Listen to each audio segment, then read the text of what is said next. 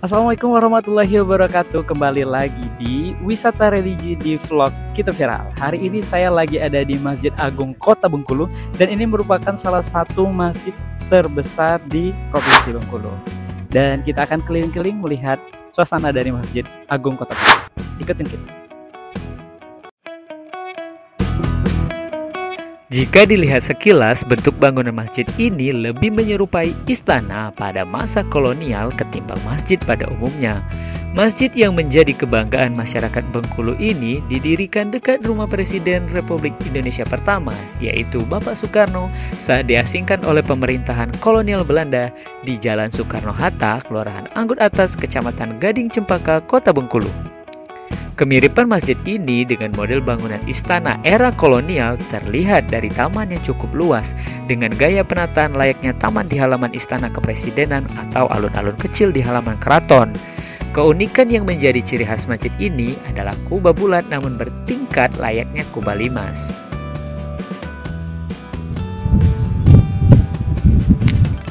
Oke Sobat Viral, Masjid Agung ini sendiri diresmikan pada tanggal 1 Juli 1989 dan pada masa Bapak Presiden Soeharto.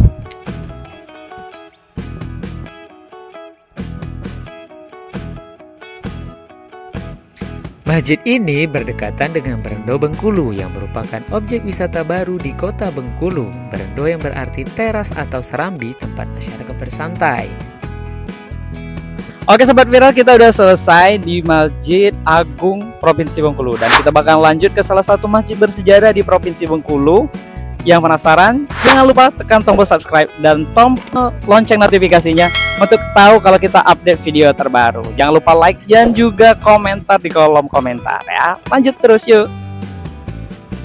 Kata Berendo sendiri diresmikan langsung oleh Wali Kota Bengkulu pada saat hari ulang tahun Kota Bengkulu yang ke-302, dan sekarang sudah menjadi salah satu objek wisata di Kota Bengkulu yang selalu ramai dikunjungi para wisatawan baik dari lokal maupun dari luar.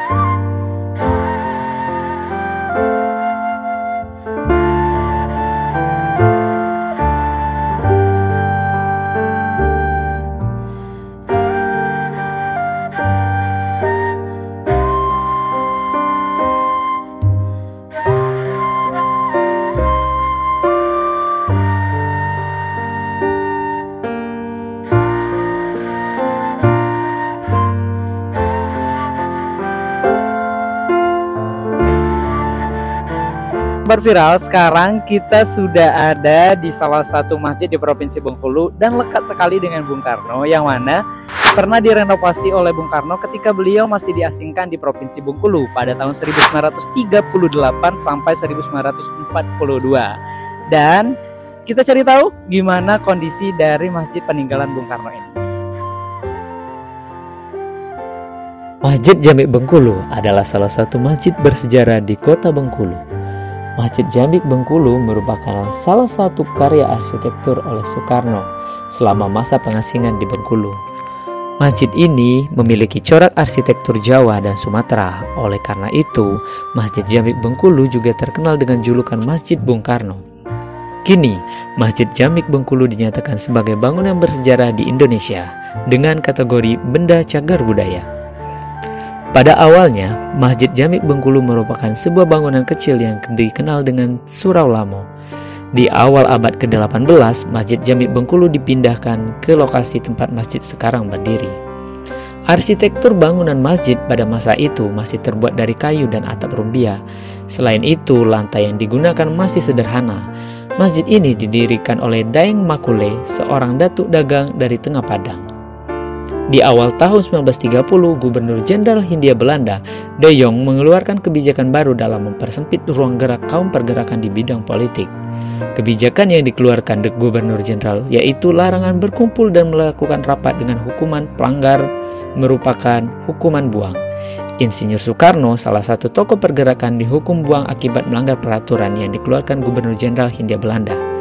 Ia bersama keluarga dibuang ke Flores pada tahun 1930, lalu dipindahkan ke Bengkulu pada tahun 1938. Saat itu, masyarakat Bengkulu menginginkan perbaikan masjid ini.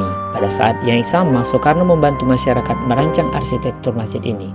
Di awal perencanaan, Soekarno meminta persetujuan kaum-kaum berpengaruh di sana. Walaupun mendapat perlawanan, akhirnya Soekarno dapat mewujudkan rancangan arsitektur Masjid Jami' Bengkulu hingga saat ini, dan sempat direnovasi pada tahun 2004.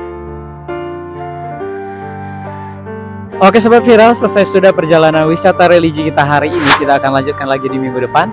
Dan kami dari seluruh tim Kito Viral mengucapkan selamat menjalankan ibadah puasa di bulan Ramadan 1443 Hijriah. Kami ucapkan wassalamualaikum warahmatullahi wabarakatuh. Ketemu lagi di minggu depan.